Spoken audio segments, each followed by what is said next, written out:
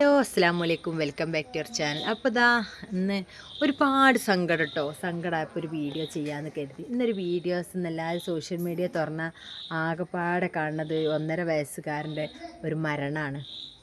ഒരുപാട് മുറിവുകൾ ഏറ്റുവാങ്ങി 2 കൈയും പൊട്ടി, കാലിൻ്റെ അടി ഫുള്ള് സിഗരറ്റ് കൊണ്ട് കുത്തി മുറിവേൽപ്പിച്ച്, ശരീരം മുഴുവൻ ഇന്ന സ്ഥലം എന്ന് പറയാൻ കഴിയാത്ത അത്രയും ശരീരത്തിൽ മുറിവായിട്ട് ഒരു പിഞ്ചു കുഞ്ഞെന്ന് പറഞ്ഞ് നിഷ്കളങ്കമായൊരു കുഞ്ഞ് എങ്ങനെ ചെയ്യാൻ കഴിയണേ? ക്രൂരമായിട്ട് മർദ്ദിച്ച് കൊല്ലാൻ ഞാൻ ആലോചിക്കുക. എങ്ങനെയായാലും നമുക്കൊരു എന്താ പറയുക, മനസ്സിനൊരു എന്തോ ഒരു കട്ടി വേണ്ടേ? അല്ലാതെ ഇപ്പോൾ പാവമായ ഒരാൾക്ക്, നിഷ്കളങ്കമായ ഹൃദയമുള്ള ഒരാൾക്കൊന്നും കൊല്ലാൻ കഴിയുന്നു ഞാൻ വിശ്വസിക്കണില്ല. ഞമ്മക്കുണ്ട് മക്കൾ, നമ്മളൊക്കെ പ്രസവിച്ചത് തന്നെയാണ്. വേദന സഹിച്ച് ആ പ്രസവ അല്ല എന്താ വയറ്റിലുള്ള ആ 10 മാസത്തെ എന്താ പറയുക കാത്തിരിപ്പ്, കഷ്ടപ്പാടുകൾക്കൊടുവിൽ ഞാനൊക്കെ എന്ന് പറഞ്ഞാൽ ഛർദ്ദിച്ച് റബ്ബേ പിന്നുണ്ടാവും.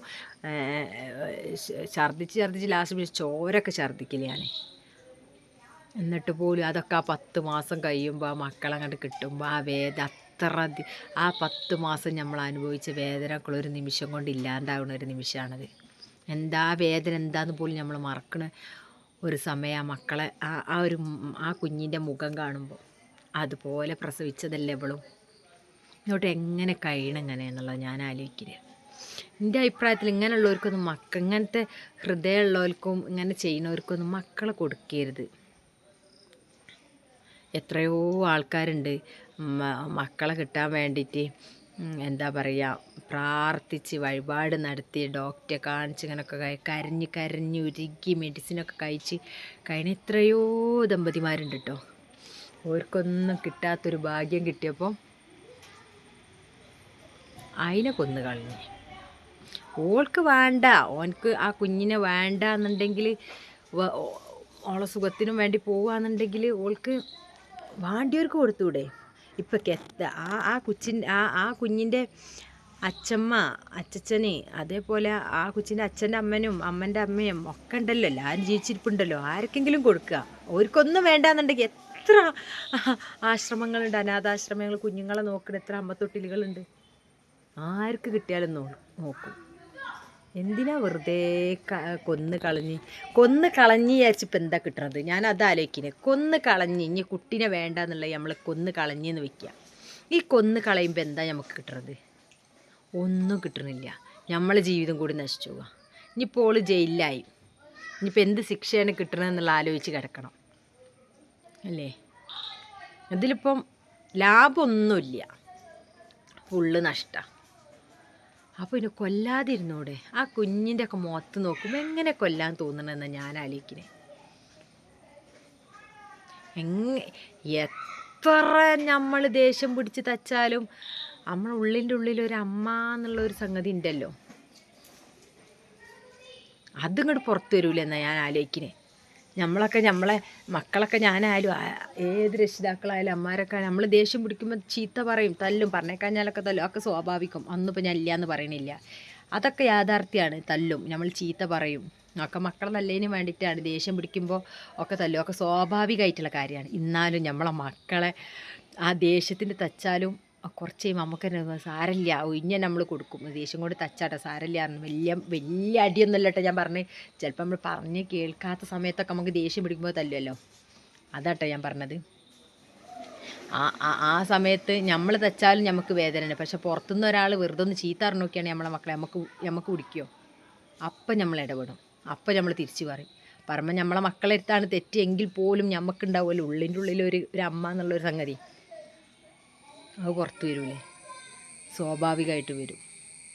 പക്ഷേ ആ കുട്ടീൻ്റെ അച്ഛനെ, രണ്ടാനച്ഛനാണ് ആ ചെയ്തത്. ആ അച്ഛൻ ആ ചെയ്യുന്ന ക്രൂരതകളൊക്കെ കണ്ടു നിൽക്കുമ്പോൾ എൻ്റെ കുഞ്ഞിനെ കാട്ടല്ലേ എന്ന് പറയാനുള്ളൊരു മനസ്സാ പെണ്ണിന് തോന്നിയില്ലല്ലോ എന്ന് ഞാൻ ആലോചിക്കുന്നത്. ഷൈന് കൂട്ടുന്നു ഒരു വീഡിയോ ചെയ്തിരുന്നല്ലോ, എന്താ പറയുക, അതിൻ്റെ ക്ലിപ്പ് ഞാൻ ഇവിടെ വെക്കാം കേട്ടോ. ഇതിൽ ആ കുട്ടീൻ്റെ മുഖത്തൊരു ചിരി പോലും നിഷ്കളങ്കമായിട്ട് നിൽക്കും. ചിരിക്കണോ കരയണോ എന്ന് വിചാരിച്ച് നിൽക്കണ ഒരു കുഞ്ഞിൻ്റെ ദയനീയമായിട്ട് മുകളിലേക്ക് കാണുന്നത്. പക്ഷെ ഓളുടെ എന്താ പറയുക ചിരിയോ 32 കൊല്ലം പുറത്താട്ടിട്ട്. ഇതാണ് അവസ്ഥ.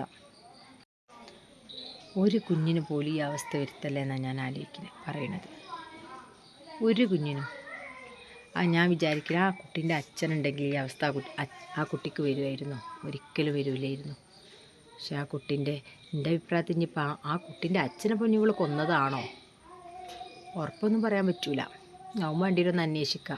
അതെന്താണെന്നുള്ളത് എനിക്കറിയില്ല കേട്ടോ. വീഡിയോ ഒന്നും ഞാൻ ഇപ്പോൾ ജസ്റ്റ് ഒന്ന് പറഞ്ഞെന്ന് മാത്രം. ഇങ്ങനെയൊക്കെ ചെയ്യുന്ന പോലെ ആ അച്ഛനെ കൊന്നുകൂടായികൊന്നും ഉണ്ടാവില്ല. അതിൻ്റെ ആ അച്ഛൻ്റെ കുഴിമാടത്തിനടുത്താണ് ഈ കുഞ്ഞിനും മറവ് ചെയ്തത്. ഇപ്പം ആ കുട്ടീനെ സംരക്ഷിക്കാൻ എത്രയോ മാലാഖമാരുണ്ടാവും. എൻ്റെ അഭിപ്രായത്തിൽ ഇവിടുത്തെ നമ്മളെ ഇന്ത്യയിലുള്ള നിയമം ഉണ്ടല്ലോ, നിയമം പാടെ മായ്ച്ച് കളയണം. എന്നിട്ട് നല്ല സൗദി നിയമങ്ങൾ ഇങ്ങോട്ട് വരണം. എന്നാലും ഇവിടെ ഉള്ളവർക്കൊക്കെ കുറച്ചൊക്കെ എന്താ ബോധം ഉണ്ടാവുള്ളൂ, തെറ്റ് ചെയ്യരുത് എന്നുള്ളത്. ഇത് തെറ്റ് ചെയ്തവർക്ക് എങ്ങനെ വിലസി നടക്കാന്നുള്ള ആ ഒരു തോട്ട് മനുഷ്യൻ്റെ ആളുകളുടെ മൈൻഡിൽ ഇങ്ങോട്ട് അത് അടിച്ചേൽപ്പിച്ചിന്. അതുകൊണ്ട് ഇപ്പം എങ്ങനെ രക്ഷപ്പെടും? ഇനിയിപ്പം ആ ഗോവിന്ദചാവിയൊക്കെ പോയപ്പോൾ ജയിലിൽ പോയപ്പോൾ ഇതുപോലെ ഇനി ഇപ്പം ആൾ കുട്ടപ്പനായി, സുന്ദര കുട്ടപ്പനായിന്, തിന്ന് കൊഴുത്ത്. അതുപോലെയാണ് നിയമങ്ങൾ എങ്ങനെയായാലും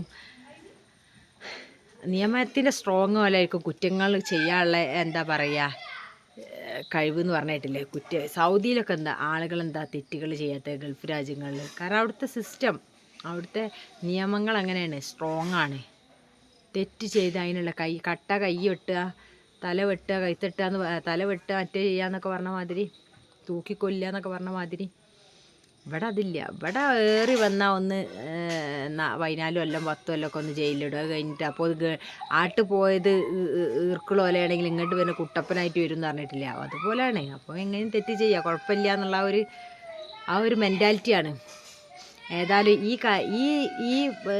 ഈ എന്താ പറയുക, ഈ ക്രൂരതക്കുള്ള ഇതിനുള്ള നിയമത്തിനെങ്കിലും നല്ലൊരു സ്ട്രോങ് ആയിട്ടുള്ളൊരു വിധി വന്ന് ഇനി ഒരു അമ്മക്ക്, ഒരു കുഞ്ഞിനോട് പോലും, അമ്മക്കായാലും അച്ഛനായാലും ആർക്കായാലും, ഇന്നാളെന്ന് എടുത്ത് പറയില്ല, ആർക്കായാലും ഒരു തെറ്റ് ചെയ്യാനുള്ള ഒരു മനസ്സ് വരാതെക്കാൻ വേണ്ടിയിട്ട് അത്ര നല്ലൊരു ശിക്ഷ നൽകി ഇഞ്ചിഞ്ചായി കൊല്ലണം. ഒറ്റയടിക്ക് കൊല്ലരുത്, ഇഞ്ചിഞ്ചിഞ്ചായിട്ട് കൊല്ലണം. അതാണ് വേണ്ടത്. ഒരുപാട് പറയാനൊന്നും കഴിയില്ല, വാക്കുകൾ കിട്ടണില്ല, ഒരുപാട് വേദന ഉണ്ട്. ഏതായാലും നല്ലൊരു ശിക്ഷ ഈ 2 പേർക്കും കിട്ടട്ടെ എന്ന് ആത്മാർത്ഥമായിട്ട് പ്രാർത്ഥിക്കുകയാണ്. കാരണം കിട്ടണം.